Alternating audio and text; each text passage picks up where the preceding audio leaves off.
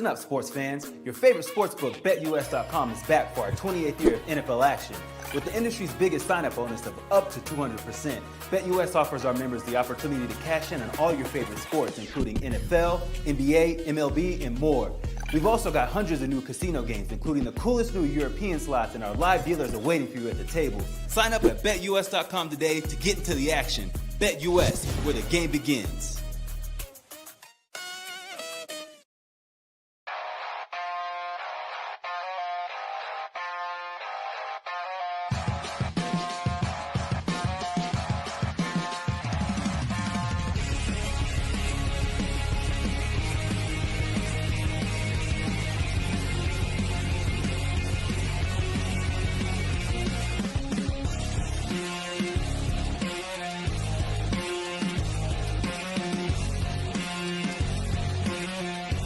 And now, broadcasting live from Las Vegas, the Snake Sports Talk Show with Jake Silva starts now. Here we go, ladies and gentlemen, on a Monday. Really excited for what's to come here. The Final Four is set. Arizona, Michigan, UConn, and Illinois.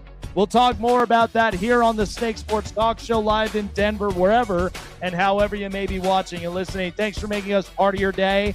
Bottom half of the hour, Anthony Floyd, former NFL safety, is going to be joining us on the program.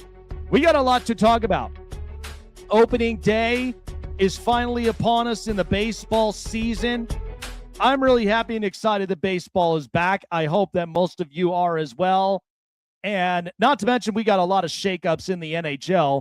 We'll get to that here just right up and after the break because, again, it's been quite a while since I really have talked about any other sport other than the NFL, Major League Baseball, and some NBA, here and there. But let's start with what just happened over the weekend in the Elite Eight as we are now getting ready to go into the Final Four. So, two of arguably the most well-ran, respected programs in college basketball, Duke and UConn, both went toe-to-toe with each other. I like Duke's coach, and I think they've got a very bright and strong future with them for years to come.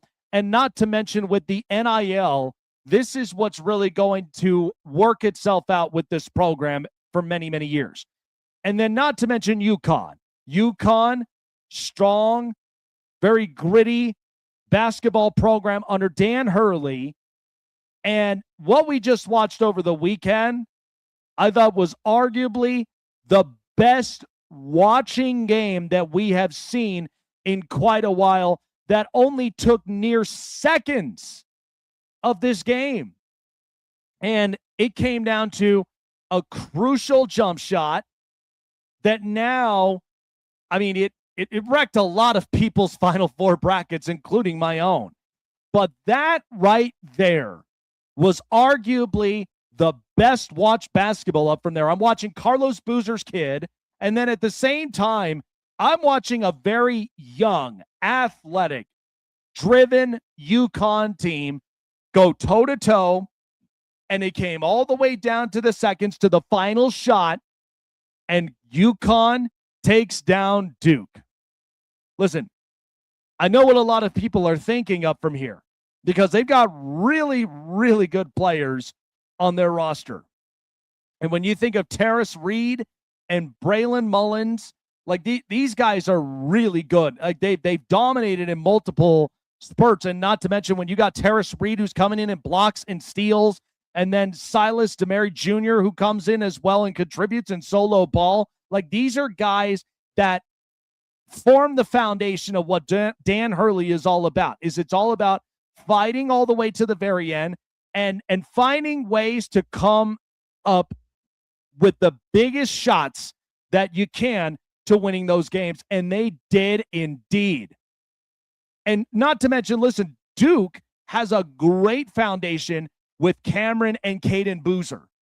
These two kids, Carlos Boozer's kids, like you can see the strong build and foundation with these two. And it's going to be like this for quite a long time.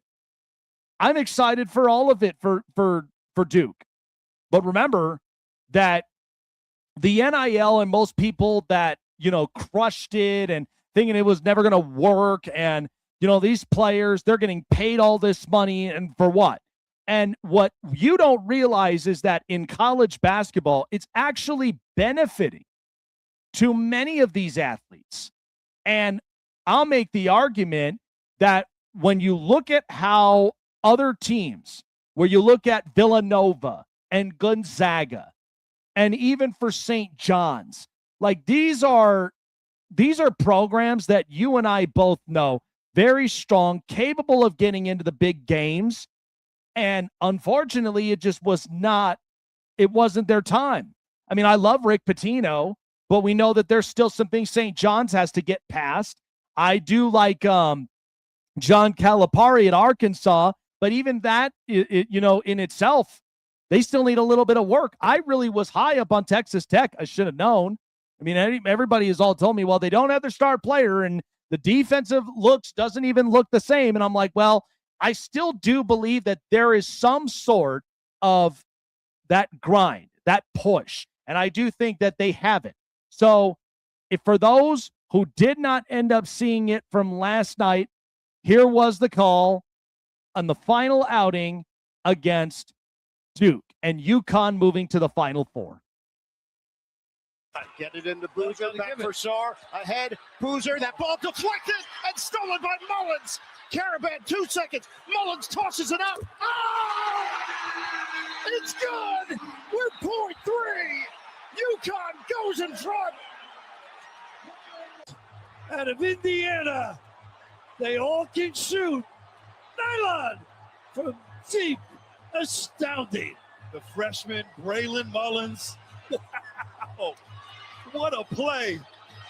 All Duke had to do was hold. Foster. He goes long. It's knocked away and it's over. UConn still has the March magic. And that's all it took. Dan Hurley and his magic in March. And this is what defines the March Madness tournament, is when it comes to things like this. Now you have Arizona, dominant offensive team that also has some really good defensive squads. And then you also have Michigan.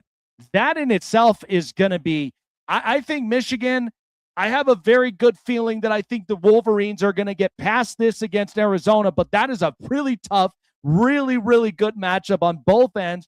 And then Illinois and UConn. And truthfully, after what we just watched with the freshman Mullins coming in with the shot, I think anything is possible. And UConn, I think it's honestly, if Dan Hurley goes to the national championship and if he wins it again, I think it's safe to say we should be having the conversation about Dan Hurley as arguably one of the greatest coaches that I've ever seen in my lifetime, because we've seen so many of them that have come and gone in the college basketball world. And when you look at Dan Hurley and a lot of his successes, like I think it's really up there to Coach K, Roy Williams, and multiple other really great coaches. And to me, when I look at Dan Hurley as a coach, he's 349 and 179. He's over 600, almost close to 7, 19-5 in the Division Ones, and then 1-1 in the NIT. And mind you, he's been going around. He's all an East Coast guy up in Jersey. You looked at Rutgers as an assistant, Rhode Island, Wagner, and then up and in UConn from 2018 all the way to this point. And what he's been in is he's been into 2 national tournament titles, 3 appearances in the Final Four, and has been into the A10 champion tournament and the regular season and the Big East tournament and regular season as well. So Dan Hurley, if he wins this one for a third time, this will now be 3 championships in what looks to be in 4 years.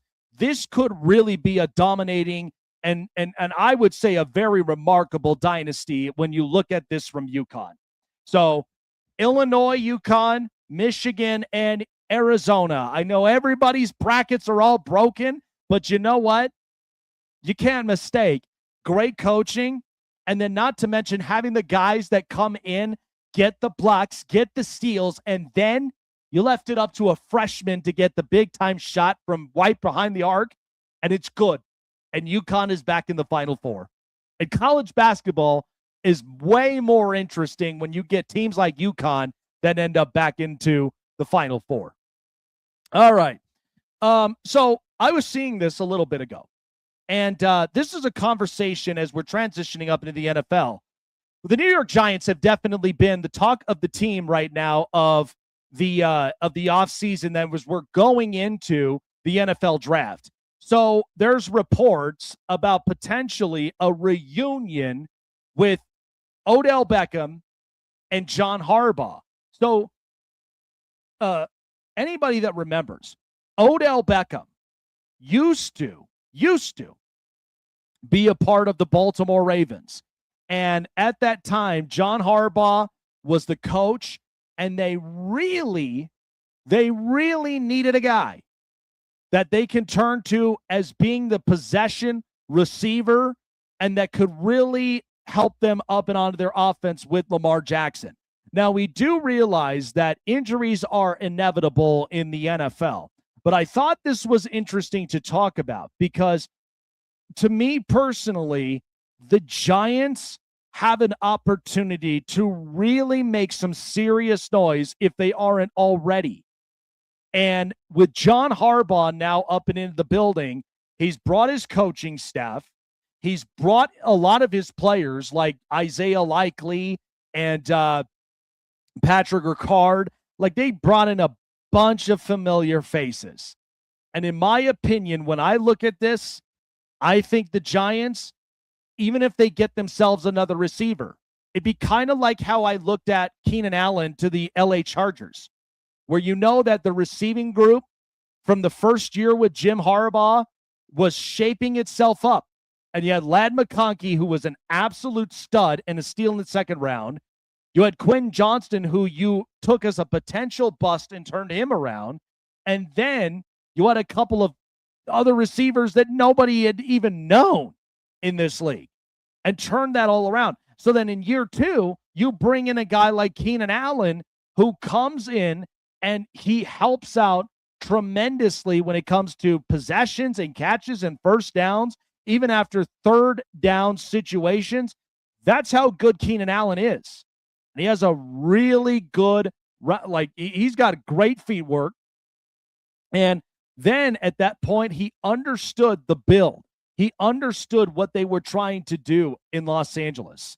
And Jim Harbaugh, who brings in the San Diego attitude, understands it as well.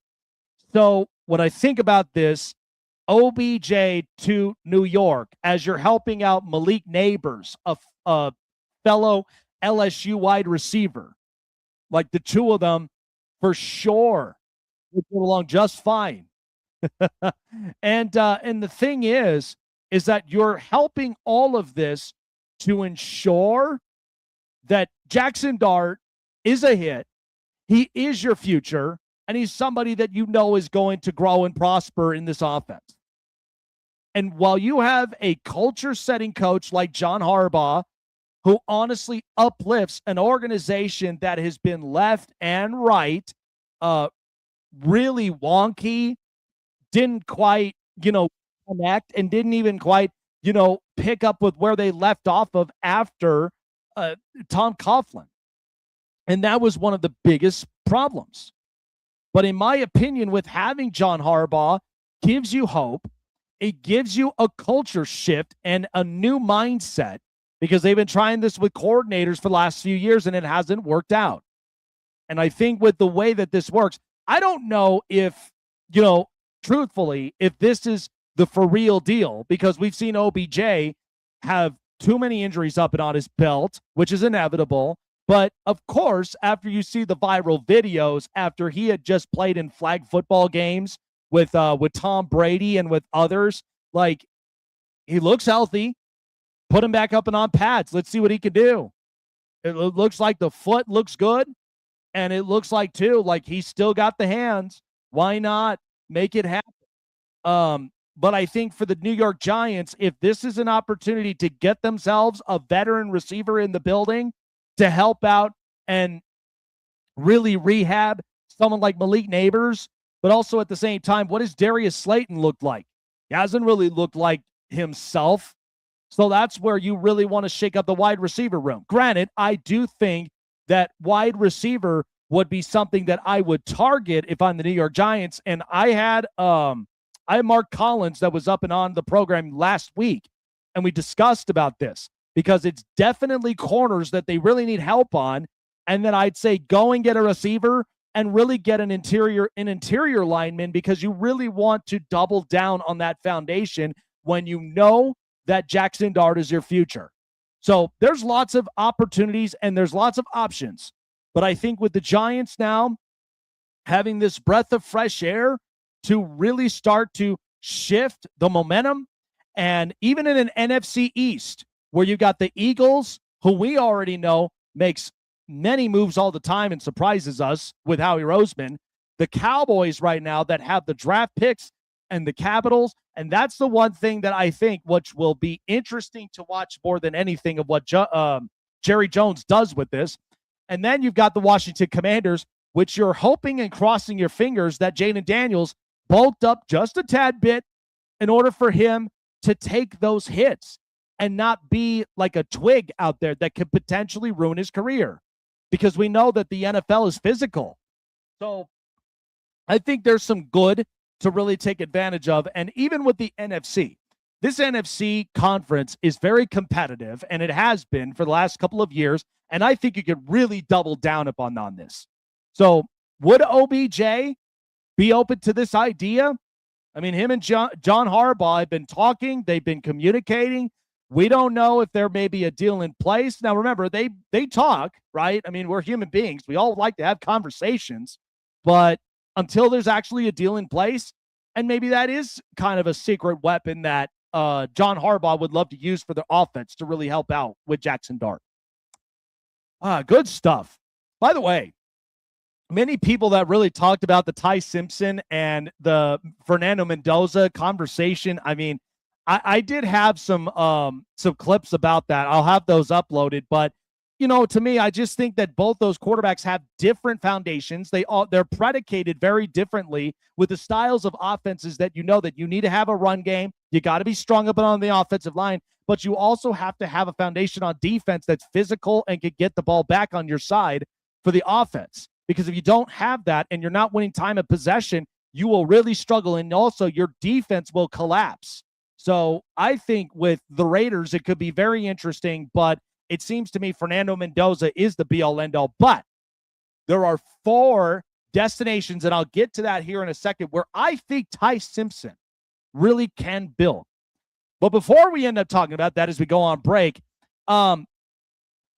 something really shook up in my hometown of Las Vegas that really shocked the hockey world, and I don't like it. I really don't like it for the sake of it, and I don't throw my fandom and all the rest of it on this show because it's an all-sports show. I try to be balanced with and I really try to be fair with coaches, with teams, with players. I really try to be fair in all this. But this is going to be a move that is really going to define the future of this franchise, and I will get to that here in just after the break. All right, folks. Well, as we get ready for the playoffs, and as we get ready for college basketball, but the leading cause of death in the United States right now is lung cancer. I couldn't believe it, but I also understand the trends, and then not to mention the direction that it's going, especially when you think about years ago where cigarettes was always such a big thing that pushed out in Hollywood and in movies and even up and in shows. And that's really influenced a lot, especially when you're looking at young kids and teenagers. So right now, the leading cause of death in America is lung cancer, and that is associated with cigarettes, potentially with chewing tobaccos, and also with vaping. You guys do realize that Many people thought that vaping was this hot trend that people can turn to and, oh, you know, it's flavorful, it's impactful. Wrong. It's chemicals. It's really, really declining your breathing when it comes to your lungs, the state of your lungs, your condition. Because the chemicals that get induced as you take every puff really damages your lungs. And so the solution to slap your cravings is with Slapple. They come in 6 different flavors. They're very flavorful and they're longer lasting. Slapple, that is a company that was established up in California. Longer lasting flavor, watermelon, sour apple, mint, and peach. Many different flavors to choose from. Very, very, very rich in many of its flavors, and also really helps to slap the nicotine kick. Slaps your cravings. So remember, this contains nicotine, highly addictive substance. So make sure that you end up using this wisely and do not end up distributing, guys. Many people aren't always used to it. So try it for yourself. That you need a kick, slap your cravings with Slapple today. Link in the description with Slapple.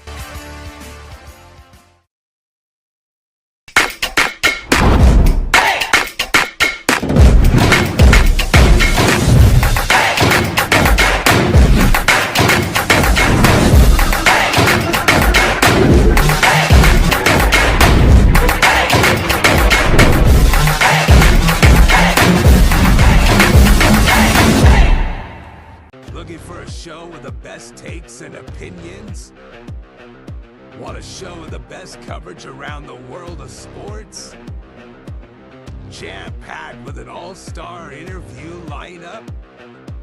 Then the best place to find it all, sports and entertainment, is right here. Join Jake Silva on the Snake Sports Talk Show, presented by SeatGeek and BetUS. Weeknights at 8 p.m. Eastern, 5 Pacific on Sports Wave Network. Want to find your seat for the event of your choice but can't get one that fits your desire or your budget? Well, my friends, SeatGeek has you covered. SeatGeek is the official sponsor of the Snake Sports Talk Show. With a list of over hundreds of events to choose from, SeatGeek will assure you that you won't miss your seat with the amazing view of your choice at the most affordable price. Whether it's looking for your best seat in the house of your favorite sports team, finding live concerts to get you closer to your favorite artist, or enjoying your spot at your favorite live shows, comedies, and more, SeatGeek has it all just for you. Go online to SeatGeek.com or download the app on your mobile device through Google Play and the App Store. And as a special offer before checkout, use promo code SNAKESPORTS and save yourself $20 off of your purchase of your first ticket, and experience why SeatGeek is the most trusted ticketing app for your next event. Remember, that's SeatGeek.com and download the app on your phone with promo code SNAKESPORTS for $20 off and find your seat with SeatGeek.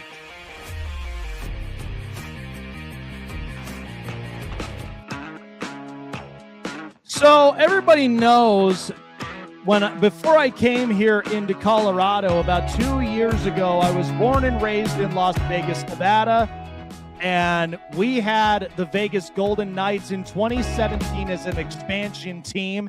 And mind you, Las Vegas has come a long way from where it is today on the sports market, because now they've gotten approved for an NBA team along with Seattle as an expansion team. And I'm really excited for the future of Las Vegas.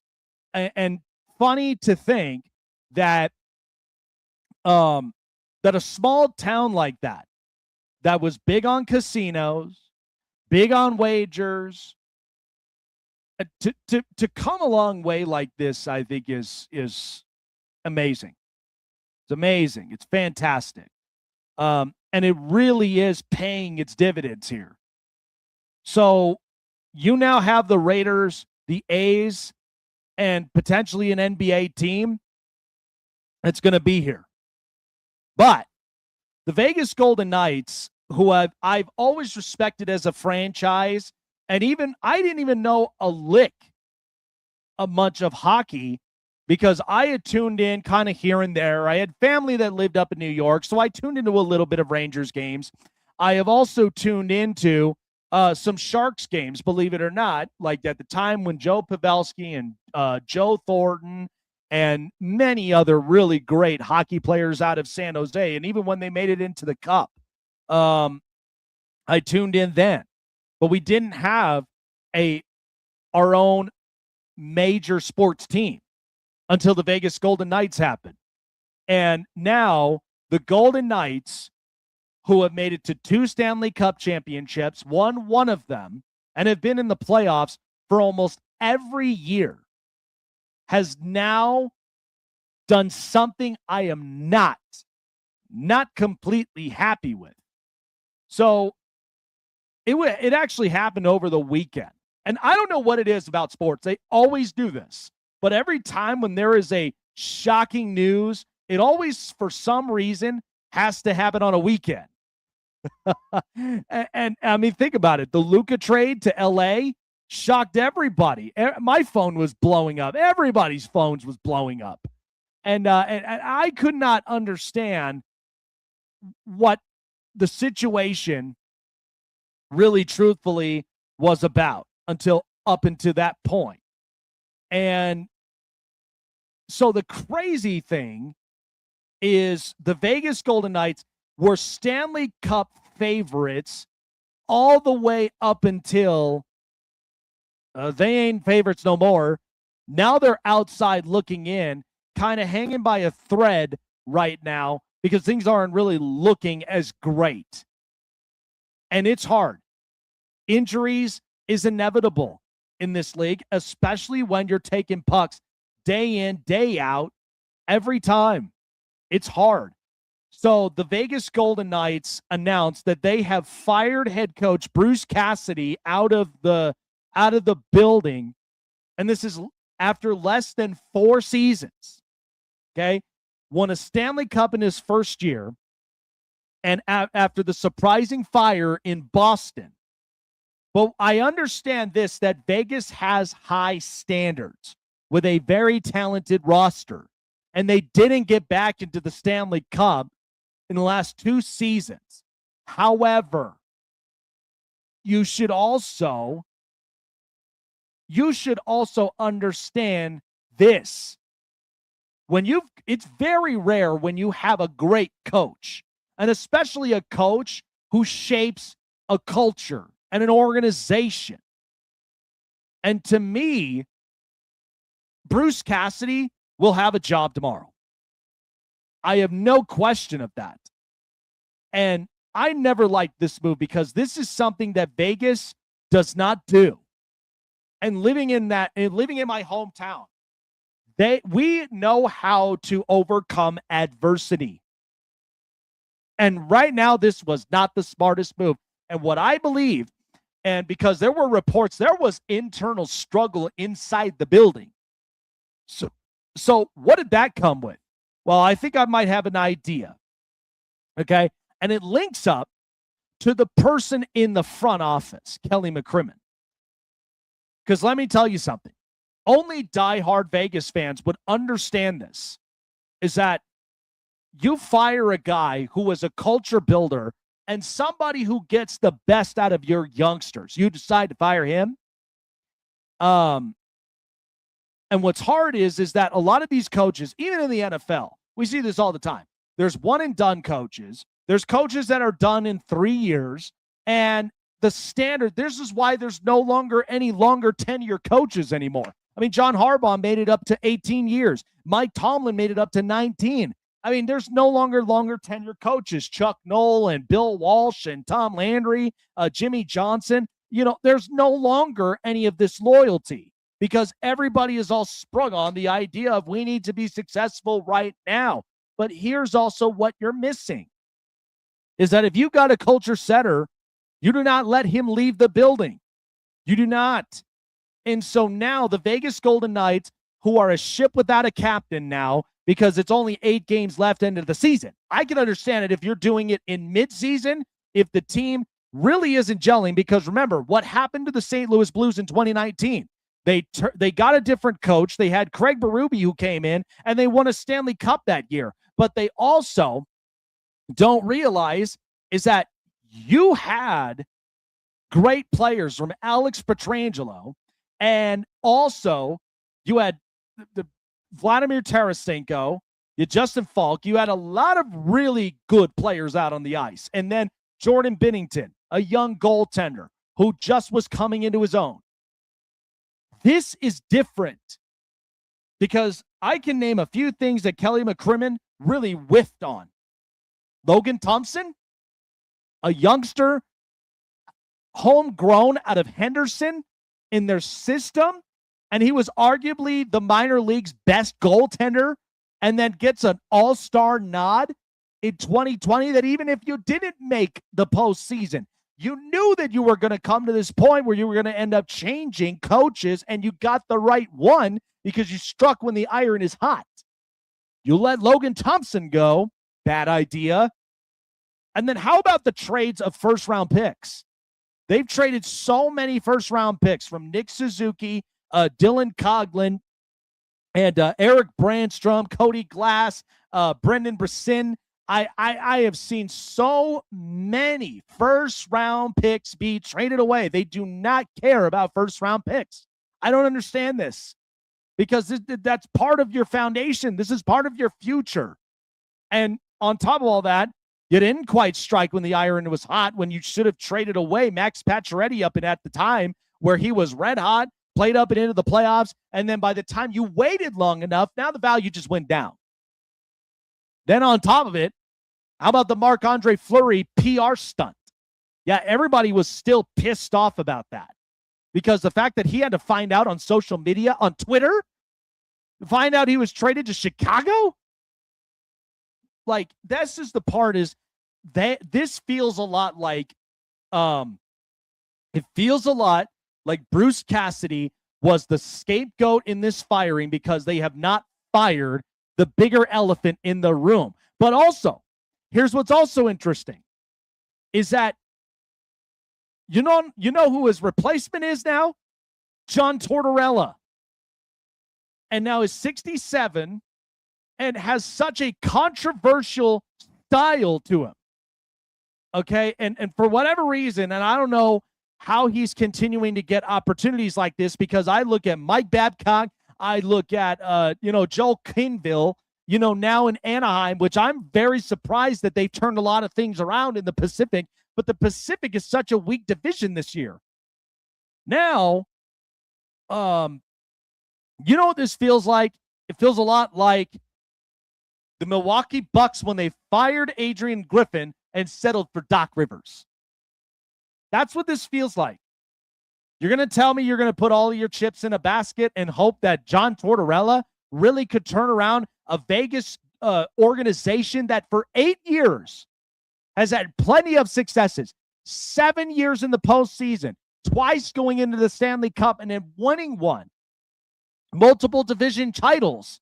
So I don't understand the standard here. And what's worse is now you have 8 games left into the season, and you're hoping that because of his coaching style that he pushes and uplifts a lot of these guys, but you know who's going to push back on a lot of this is going to be a lot of the youngsters on offense.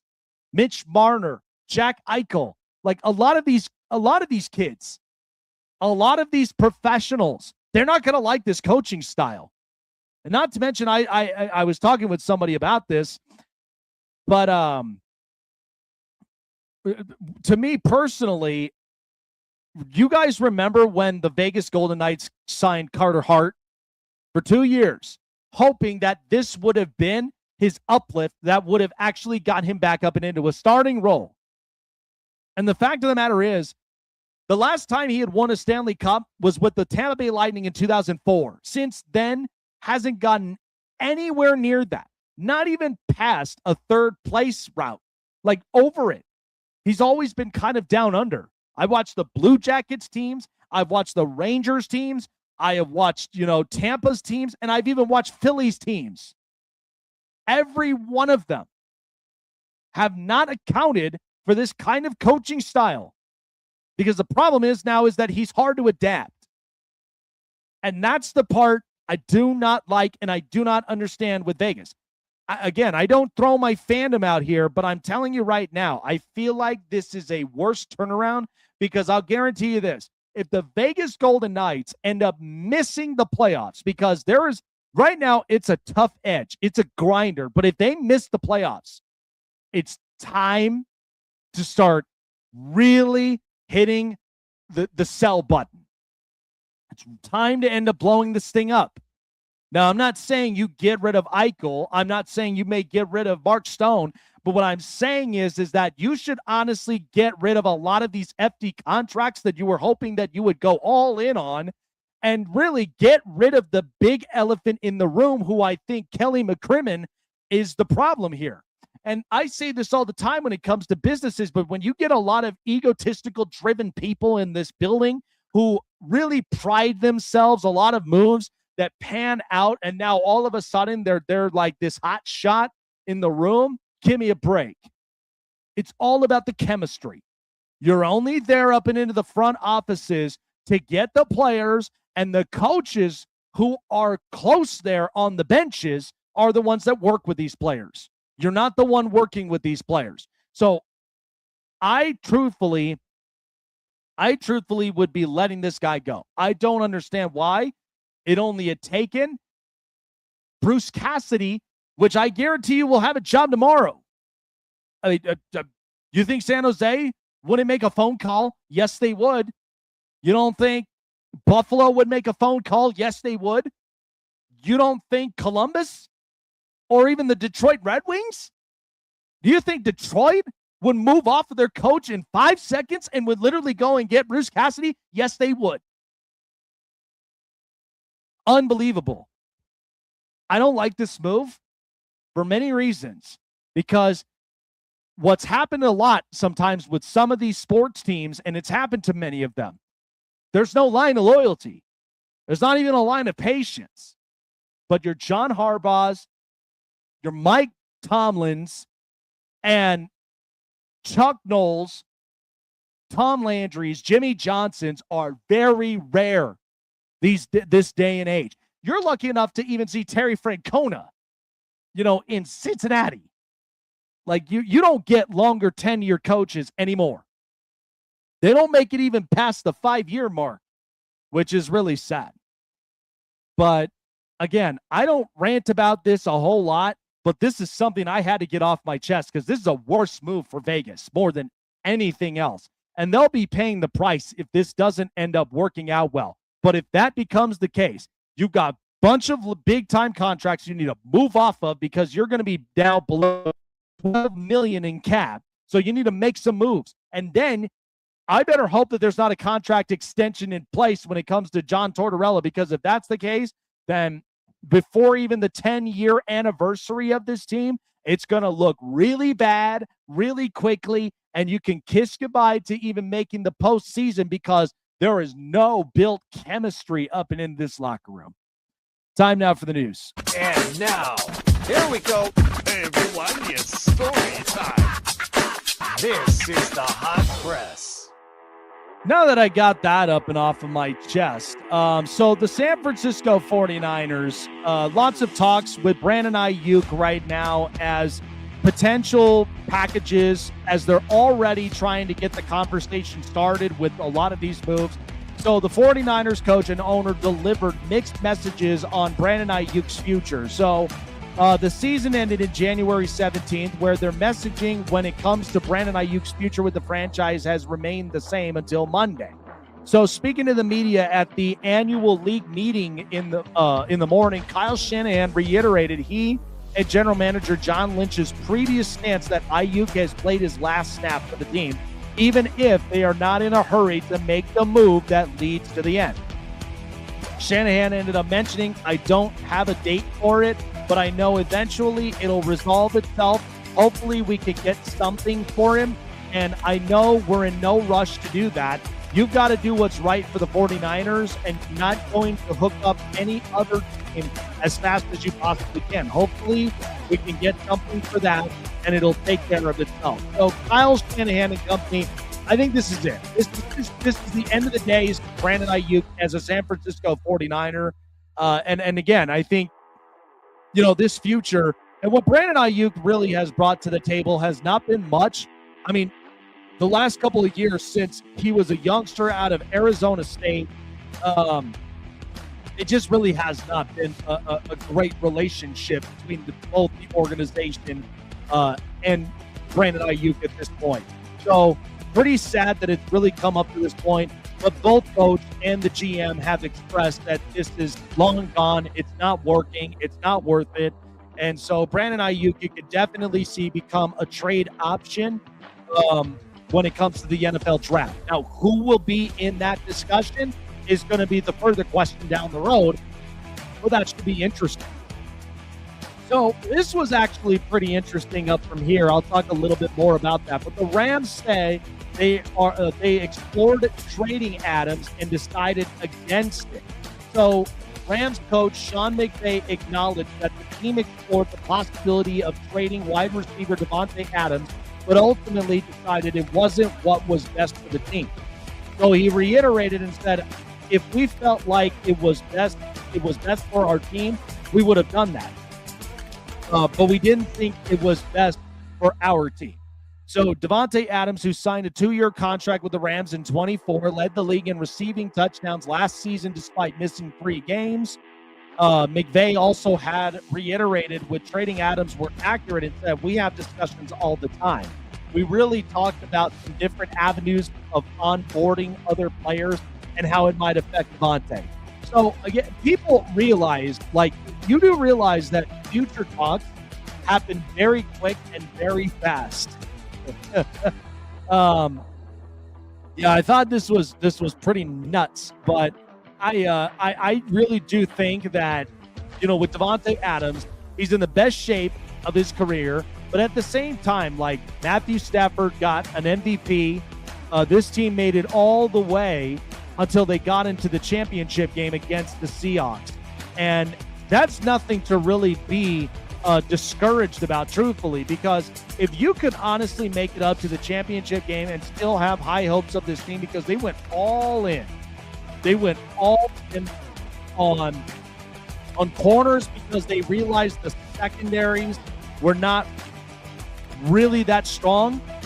And so that's where they really needed to address it and take advantage of that opportunity when it came around. And so with Trent McDuffie and with another corner that they've also got as well, I thought this was I felt like this was interesting. And again, they have future talks all the time. Does that involve a draft pick? I mean, does that involve anything else up and into that matter? It could, but I think truthfully it should be interesting to see in the coming days. But people have conversations all the time. That's what he reiterated. So if Davante Adams was to be moved, he would have been moved. But it sounds to me like it could not be a move, but you never know. People always talk the talk. All right, that was the news. And now, here we go. Hey, everyone, it's story time. This is the hot press. So I haven't really seen so much of the NBA in the last couple of days as, we've been covering the NFL draft. We've been covering so many, different baseball topics and such. But I thought this was interesting because this certainly was a topic of discussion that has not been brought up a ton, but it certainly is a conversation that has now been talked about up to this point. So the Chicago Bulls have decided to waive guard Jaden Ivey after anti-comments that were made, and it was detrimental to the team. So Jaden Ivey, the 24-year-old, has spoken in the past of dealing with depression. But here's the thing. We know as professional athletes, okay, it is very, very pressurizing for so many, okay? And you're talking about a sport in the NBA where you got youngsters, 18-year-olds, you got them in all different phases of the league. And Jaden Ivey, we also know that when you come into a league, you come into the NBA, it's time to be a grown-up. You're dealing with a lot of grown-up stuff. You're dealing with sponsorships. You're dealing with endorsement deals. You're dealing with agents. You're dealing with coaches. You're dealing with the entirety of the franchise. There's no time for this. And so this came out after Ivy posted a series of videos ranting about religion and other topics up and on social media in the recent weeks. And with one on Monday morning calling out the NBA for celebrating the Pride Month and saying it's unrighteousness. So I understand that many people have a stance on this. I do too. But I'm not one that, when it comes to it, am I going to publicly and even on social medias, because it happens everywhere. Social media has been the biggest catalyst when it comes to stuff like this, because players connect with players connect with fans, players connect with so many other people. And it's always when it comes to social media, it's the biggest thing. So I just think right now, it is a very difficult type of situation, and not to mention a subject in itself. But I do feel like that when it comes to conversations and stuff like this, when it becomes too extreme, and I've always said I'm not a fan of mixing politics with sports. I really am not. Keep it in a different lane. It's sports. It's meant to unify us. It's meant to build us. And especially when you're talking about chemistries, you're talking about all this other stuff. That is the part I just have no time for. And it's one of those reasons that even for professional athletes, they get pressurized with this all the time. And it's hard. But Jaden Ivey now, a free agent. It's going to be interesting with the offseason, but he's 24 years old. And listen, and he may end up released from Chicago, okay? But that doesn't mean that somebody can come up and into his ear and really turn things around. And that's really the beauty and the hope for it. So I thought that was interesting to really bring up. All right, so our guest coming up, former NFL safety, who's also on the coaching side of things, really excited to get his view up and on things, and then also has his own training facility, training up the best of the best talents in the future. Anthony Floyd joins us.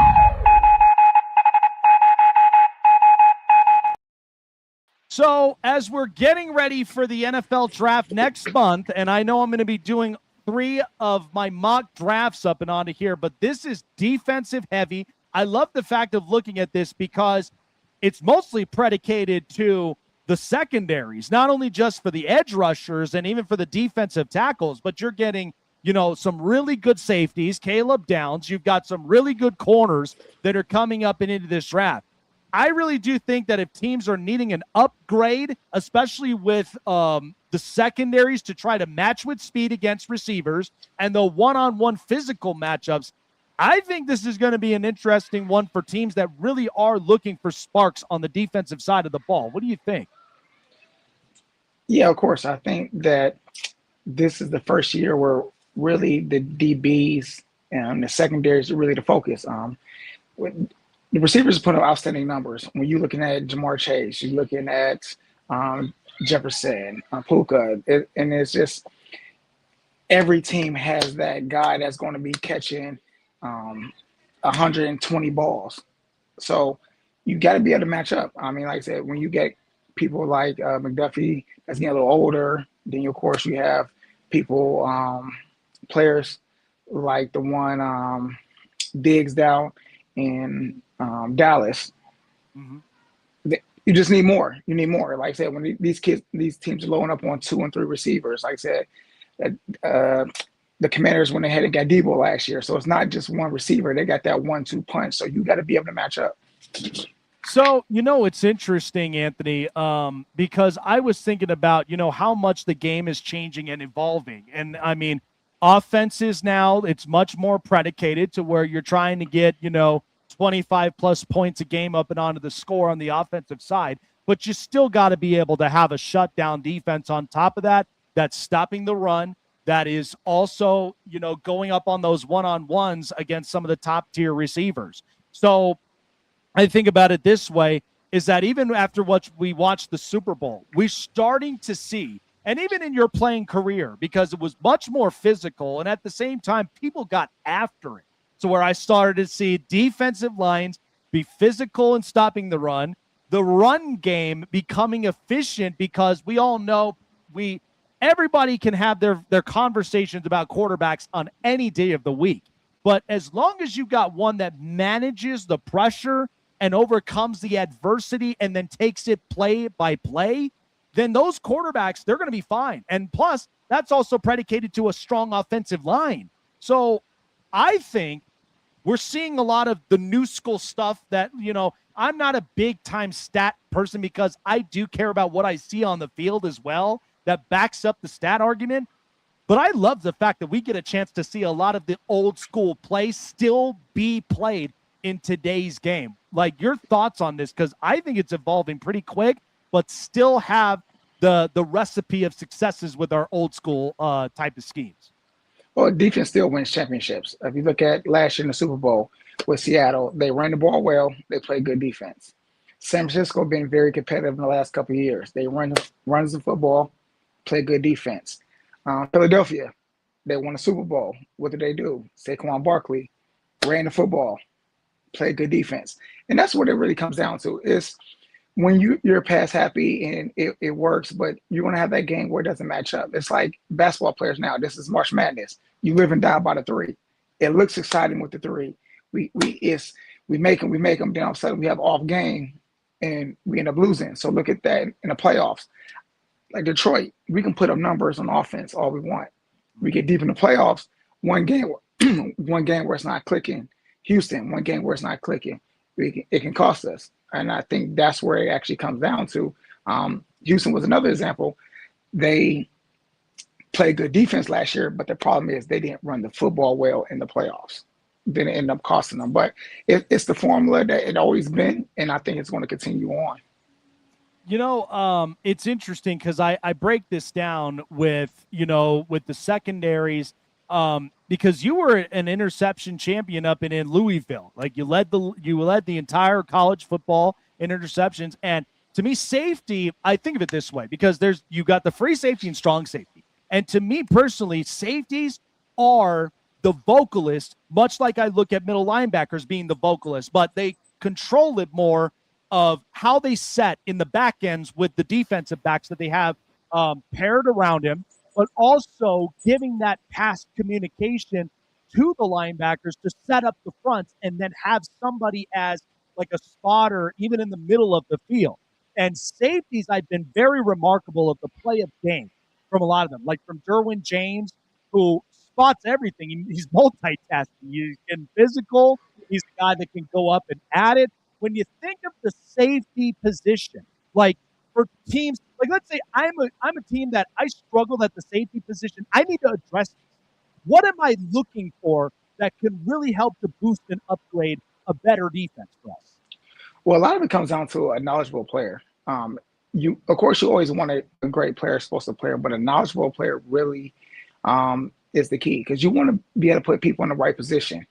And that's the thing, because think about this, at linebacker, if the D-line makes a mistake, you're there to help them out. Yep. But then, of course, if at safety, you're helping out your corners, you're helping out the linebackers. If you make a mistake, it's a touchdown. You can't afford to make that mistake. So what happens is you also got the best view, because now linebackers, I can see in the box. Safeties, I can see sideline to sideline. So I can see everything that's going on field. I should be able to see 11 defenders in front of me. 11 offensive players in front of me. So what happens is I got to be in the right fit. I got to know what they're doing. When I was in college, our biggest thing that our coaches allowed us to do, we sat in some of the meetings. On Mondays, we sat in the meetings. We went over scheme and said, hey, you know what? We think we can do this. Me and my other safety, hey, you can do this. I can do this. And what happens was it got to a point where the coaches trust us. So when we're calling the defense, we already know where everybody's supposed to be. If I know where everybody's supposed to be, I can make the play that I need to make. So it really comes down, it's really finding that smart player to be where they're supposed to be. They don't have to be the most athletic. They don't got to be the fastest player.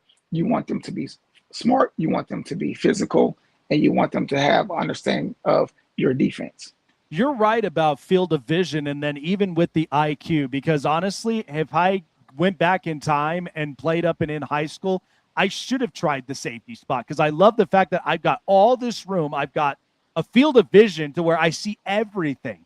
And to me, I was always like, even with my baseball IQ as an outfielder, my biggest thing is see ball, go get the ball, however that you need it to. And then find a way to, relay the ball back up and in, get possession back to get your offense back up and out of the field. And to me, it's like, I'm controlling to where I've got my man corners up from there, my slot corner that's going to come up and be that versatile hitter, in some of these areas. But then I also got the other eyes that when the ball is in the air and ain't nobody close to it, go up and get it. Because that's the opportunity where it's either going to be a batted ball or it's going to be a pick to where now you got the offense and you've done your job. So that's one that I was very, very curious of. But, I mean, it's so remarkable seeing these safeties these days.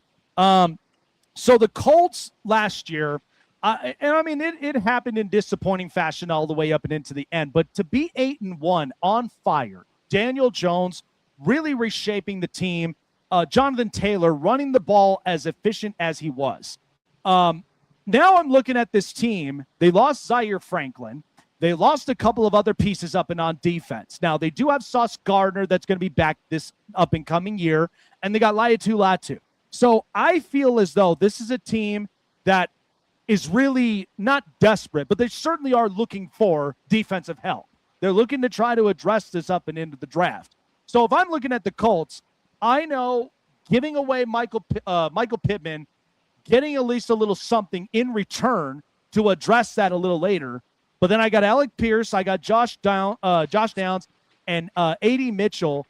Got to getting these guys work up and on offense. Now I think Lou Anarumo, his philosophy is like, we need to go up younger up and on defense. What's your thoughts on the Colts for this offseason and what they can address up and into the draft? Because I could see them go young on defense and be confident Daniel Jones is their guy for the future.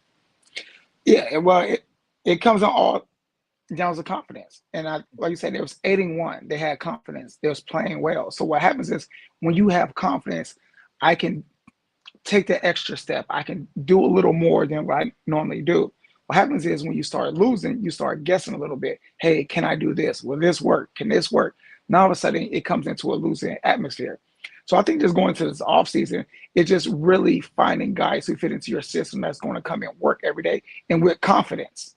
So when you're getting the guys who had success in college, and I think that's a big part of it, because what happens is when you get guys who sometimes really don't have that success or just know in a program that just really hasn't been on that top tier level, sometimes it takes them a long time to progress. Mm-hmm. So I would actually go after the guys who had a little more playing experience on successful programs and address your positions that way, because now they're focused on, now they're hungry to just add to the veterans that you already had. When you get new guys who really haven't played, they can be great talent. Oh, this great corner, this great linebacker, but it takes them half the season to really get up to speed. It takes them time to really understand how to be a professional. Mm-hmm. And I think they just need those guys who can come in and be ready to play immediately, no matter what position it is. Absolutely. I totally agree. Final question here for you. So you have your training with A1 training and really remarkable work that you do. And especially when you're building a lot of the futures that come into the sport and, really learn something from it. And I've noticed this too, Anthony, is, we've seen a lot of these kids that, have gone for wide receivers because you're seeing a lot of the top tier wide receivers. They're getting paid the big bucks and all the rest of it. Yeah. But I'm noticing a wave here that even for some of these wide receivers, they've acted like when I see the transition of, let me see what he could do at corner. And then all of a sudden they transition and they become premier top tier corners because they're adaptive to speed. Their feet work, of course, is another thing in which they work up and onto their craft. But the field of vision, and then not to mention to go up one-on-one on contested plays, is something that I think we're starting to see in this league now, where a lot of secondaries are starting to catch on to the speeds of these receivers. So when you do your training program and when you're bringing these kids in, take me into that. Like, I'm a kid. I'm coming in. I want to work up on my craft because I want to be the best version of myself in my position. What does that entail? And yes, building the confidence is also a big part, but even for the techniques and then what to look out for when building up a lot of these future stars that eventually become big time names in high school, that then end up getting their road into college and then potentially become future draft pick pros, in the future. Yeah, for me, it's attention to detail. I look for kids that will be able. They try to perfect the little things, and because what happens is when you have talent. Right now, I'm in Florida. It's a million athletes in Florida, but now I tell them what's going to separate you from the other athletes. It's the details. It's the ones that don't have to get the extra coaching. So if your foot's supposed to be at a certain angle or turn a certain way, turn it that way. If you're don't open up your hips, if your foot goes first, wherever it might be, is the ones who can actually be attention to detail. The other thing is with DBs, I tell them all the time, the ball is yours in the air. There's no thing to say you can't go with the ball. I teach you, especially the good thing about the ones that play receiver, that used to play receiver like I did in high school. I was an all-state receiver. So what happens is when I transitioned to defense only in college, I used that information that I play receiver and knowing what they're going to do. So the same thing, a lot of these people played offense, was successful offense. It just defense is their thing to do. So keep going with that. Run their route. You know what their route. You know how they lean. You know how they break down. Let's use that. So what happens is I teach them now is, okay, when they're doing this, this is what the receiver's doing. We're studying receivers in every single movement. Then once you get there, run their route.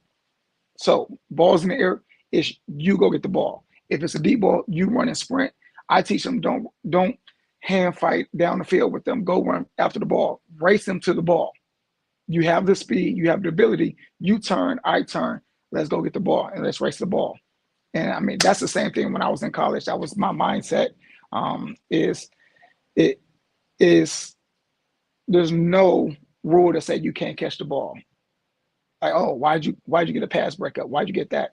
And like I said, when you look at Trayvon Diggs, that's the big thing that when he came.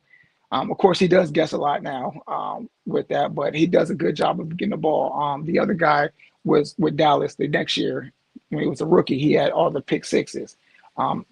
It comes down to that. It just turnovers is exciting. It gets the offense going, put them in good field position. So I tell people, my athletes all the time, it depends on your break. If you get out your break good, you're either going to make a tackle if it's a terrible break. If you have a good break and you get out your break clean, that's the interception. So from the get-go, I am teaching my DBs, linebackers, everybody.